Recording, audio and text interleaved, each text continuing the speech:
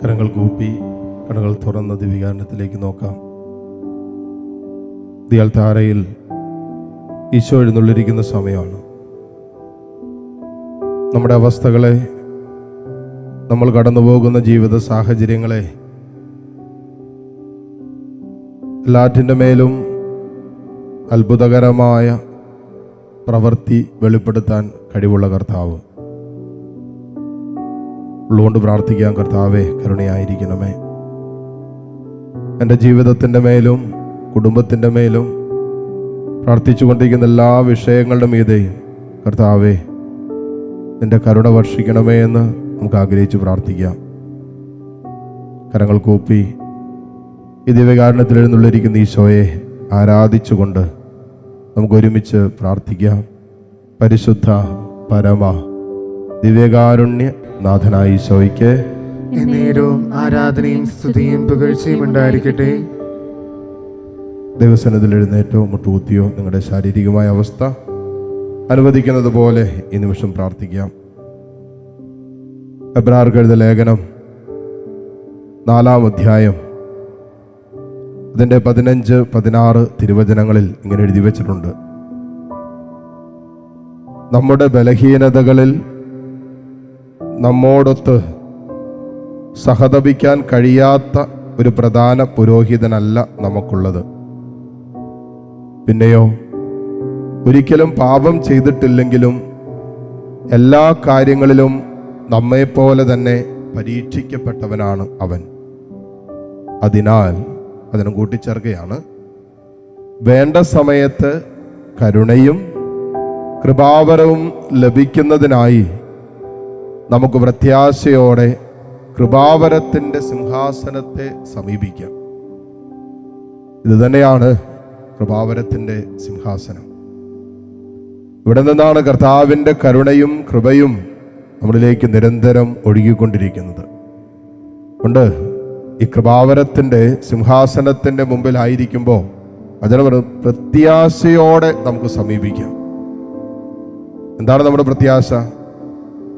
നമ്മുടെ ബലഹീനതകളിൽ നമ്മളോടൊത്ത് സഹതപിക്കാൻ നമ്മുടെ കർത്താവിന് പറ്റും.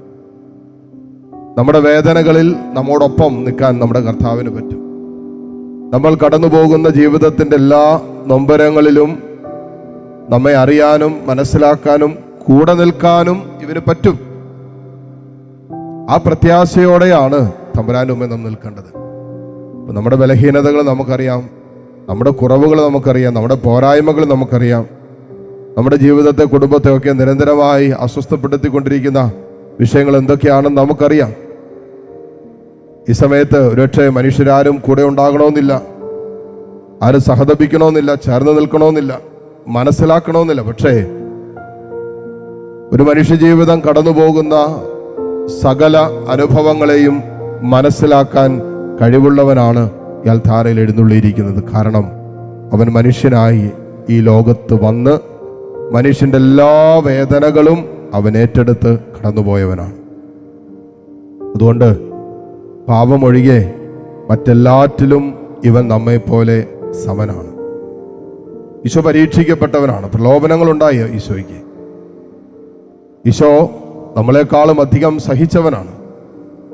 അവൻ ഒറ്റിക്കൊടുക്കപ്പെട്ടവനാണ്, തിരസ്കരിക്കപ്പെട്ടവനാണ്.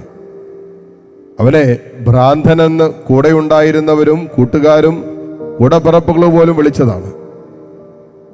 അത്രമാത്രം ഒരു മനുഷ്യ ജീവിതത്തിൻ്റെ സകല സങ്കടങ്ങളുടെയും സംഘർഷങ്ങളുടെയും ഒക്കെ അനുഭവങ്ങളിലൂടെ ഈശോ കടന്നുപോയത് എന്തിനാണെന്നറിയാവോ? നമ്മുടെ ബലഹീനതകളിൽ അവൻ നമ്മോടൊപ്പം നിൽക്കും എന്ന് നമ്മെ ഓർമ്മപ്പെടുത്താനാണ്. മോളെ, മോനെ, നീ അനുഭവിക്കുന്ന അവസ്ഥ എന്തുവാകട്ടെ, നീ കടന്നു പോകുന്ന നിന്റെ പ്രശ്നങ്ങൾ എന്തുവാകട്ടെ, രോഗിയായിരിക്കാം. ആ രോഗാവസ്ഥകളുടെ നടുവിൽ വല്ലാത്ത ഒറ്റപ്പെടലും വല്ലാത്ത ഭാരവും സങ്കടമൊക്കെ നീ അനുഭവിക്കുന്നുണ്ടാകാം. ഒരുപക്ഷെ നിന്റെ ജീവിതത്തിൽ നീ എത്തേണ്ട, നീ ആഗ്രഹിച്ച ജീവിത സാഹചര്യങ്ങളിലെങ്ങും നീ എത്തിയിട്ടില്ലായിരിക്കാം. അതിൻ്റെ നിരാശയും ആകുലതകളും ഭാവിയെക്കുറിച്ചുള്ള സങ്കടങ്ങളൊക്കെ നിന്നെ അലട്ടുകയും വേട്ടക്കാടുകയൊക്കെ ചെയ്യുന്നുണ്ടാകാം. അത് ഈശോയ്ക്ക് മനസ്സിലാക്കാൻ പറ്റും. ഒരുപക്ഷെ നിന്റെ കുടുംബത്തെ, കുടുംബാംഗങ്ങളൊക്കെ ഓർത്ത് നിരന്തരം മാനസികമായി വിഷമിക്കുകയും വേദനിക്കുകയും ഒക്കെ ചെയ്യുന്നുണ്ടാകാം. പ്രതീക്ഷിച്ചതുപോലെ മക്കളുടെ ജീവിതം എത്തിത്തീരാത്തത് കൊണ്ട്, അല്ലെങ്കിൽ അവരുടെ കുടുംബത്തിലും കുടുംബ ബന്ധങ്ങളിലുള്ള അസ്വസ്ഥതകൾ, സാമ്പത്തിക മേഖലകൾ, വരുമാന മാർഗങ്ങളിലുള്ള ഞെരുക്കങ്ങൾ, ഇതൊക്കെ ഒരുപക്ഷെ നിങ്ങളെ ഞെരുക്കുന്നുണ്ടാകാം. മോനെ ഈ അനുഭവങ്ങളിലും നിന്റെ ഈ എല്ലാ ബലഹീനതകളിലും നിന്നോടൊത്ത് നിൽക്കാൻ, നിന്നോട് ചേർന്ന് നിൽക്കാൻ കഴിവുള്ളവൻ ഈ അൾത്താരയിലുണ്ട്. ഇതാണ് നമ്മുടെ പ്രത്യാശ. ഈ പ്രത്യാശയോടെയാണ് തമ്പുരാന്റെ സാന്നിധ്യത്തിൽ വരിക എന്ന് വചനം പറയുക. എന്നിട്ട് ഈ പ്രത്യാശയോടെ കൃപാവരത്തിൻ്റെ സിംഹാസനത്തിൽ നിന്നും കരുണയും കൃപാവരവും നമുക്ക് നിരന്തരം സ്വീകരിക്കാം. കരങ്ങൾ രണ്ടും തുറന്ന് ഈശോയിലേക്ക് നീട്ടിപ്പിടിക്കാം. കർത്താവിനോട് പറ, ഈശോയെ, എൻ്റെ ഈ ബലഹീനതകളിൽ നിന്റെ കൃപ വേണം. പൗലോസ്ലീഹ പറഞ്ഞില്ലേ, ഞാൻ ബലഹീനനായിരിക്കുമ്പോൾ ഞാൻ ശക്തനാണ്, കാരണം ദൈവത്തിൻ്റെ കൃപയാണ് എന്നിൽ ഓപ്പറേറ്റ് ചെയ്യുന്നത്, പ്രവർത്തിക്കുന്നത്. കർത്താവ്, ഈ ബലഹീനതകളിൽ വീണു പോകാതിരിക്കാൻ, തകർന്നു പോകാതിരിക്കാൻ, തളരാതിരിക്കാൻ എനിക്ക് നിന്റെ കൃപ വേണം. ആ കൃപാവരത്തിൻ്റെ സിംഹാസനത്തിൻ്റെ ചാരയാണല്ലോ മക്കളെ നിൽക്കുന്നത്. ഈശോയെ, നിന്റെ അനന്തമായ കാരുണ്യം അനുഭവിക്കാൻ എനിക്ക് പറ്റണം. നിന്റെ കരുണ അനുഭവിക്കാതെ എനിക്കിനി മുന്നോട്ട് പോകാൻ പറ്റില്ല. അതുപോലത്തെ സാഹചര്യങ്ങളിലാണ് എൻ്റെ ജീവിതം, എൻ്റെ കുടുംബം, എൻ്റെ മക്കളൊക്കെ എത്തി നിൽക്കുന്നത്. എൻ്റെ തമ്പുരാനോട് പറ, ഈശോയെ, എൻ്റെ മേൽ നിന്റെ കരുണ കാണിക്കണമേ. നിന്റെ കൃപയുടെ വാതിൽ ഇപ്പോൾ എന്നിലേക്ക് നീ തുറക്കണമെന്ന് പ്രാർത്ഥിക്കാം.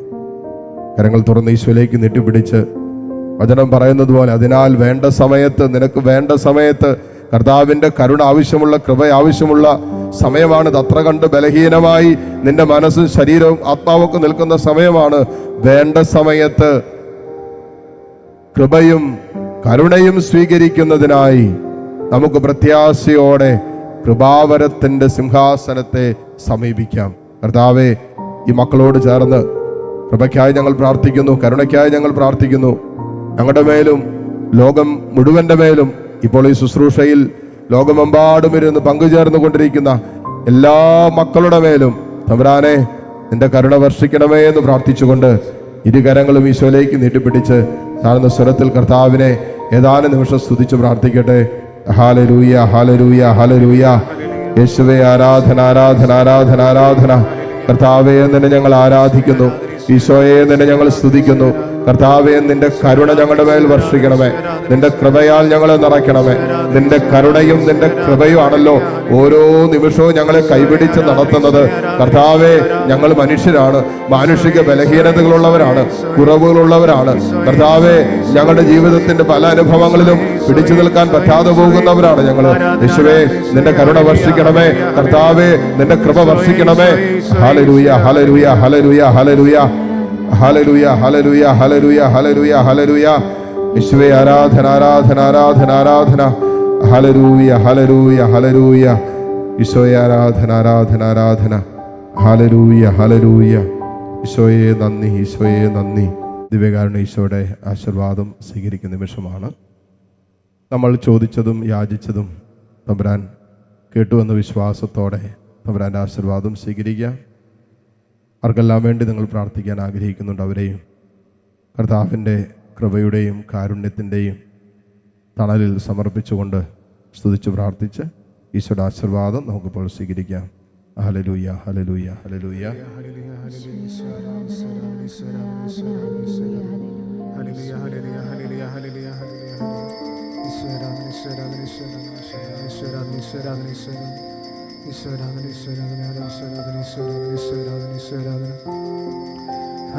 ഹല്ലേലൂയ.